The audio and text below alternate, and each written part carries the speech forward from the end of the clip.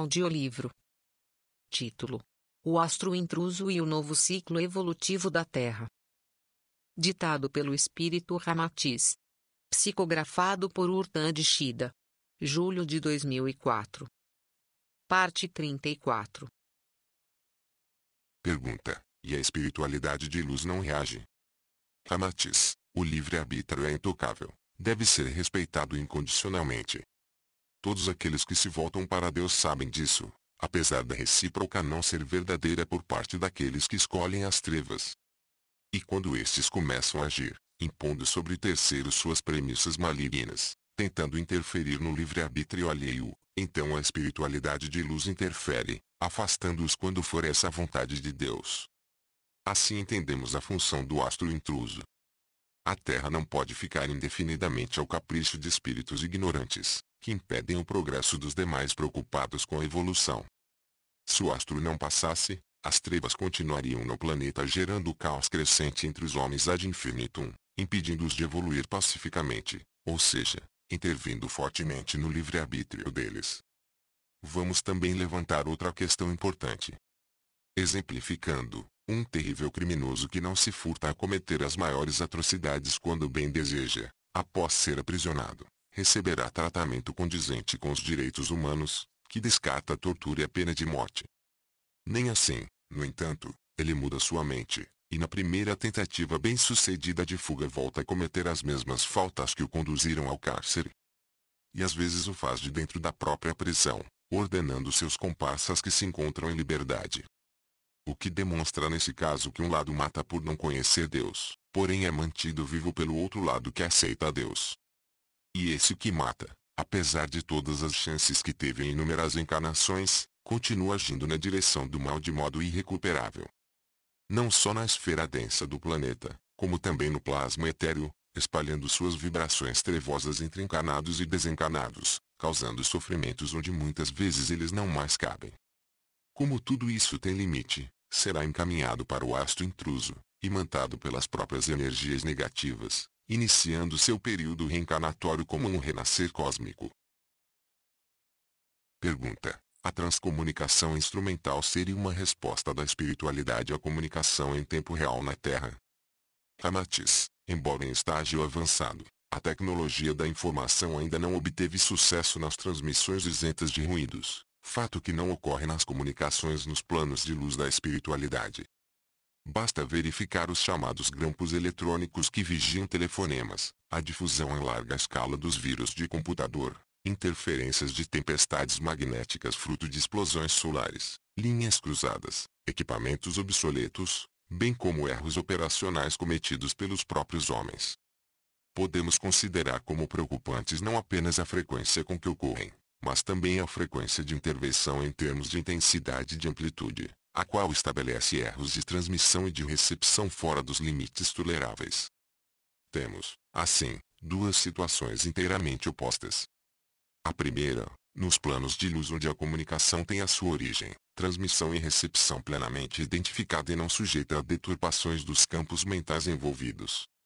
A segunda, os meios de comunicação na Terra, sujeitos às dificuldades físicas que envolvem os próprios aparelhos, os problemas de interpretação e de entendimento, resultantes de indivíduos mal informados, farsas e boatos, sem contar a interferência de entidades espirituais vindas de umbrais inferiores que provocam ruídos de várias naturezas, tanto magnéticos quanto agindo sobre o mental.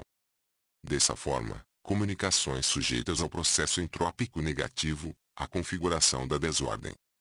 Ora, se homens com toda a tecnologia de que dispõem enfrentam tais questões de difícil solução, então teriam enormes dificuldades de conduzir a bom termo a transcomunicação instrumental em larga escala.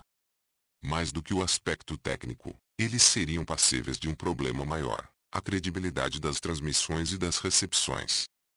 Considerando ainda que da mesma forma que alguns desejam sintonizar imagens ou sons originários de planos de luz, outros desejam também sintonizar imagens e sons de umbrais inferiores, cujas entidades certamente promoveriam programas voltados para sexo, vícios e violência, atraindo o grande público em canais de televisão na Terra.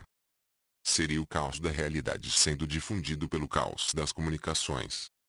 Sendo assim, o problema do embate na comunicação em tempo real permaneceria sem solução, pois não importam os instrumentos utilizados, mas os objetivos para os quais eles são utilizados, e por quem eles são utilizados.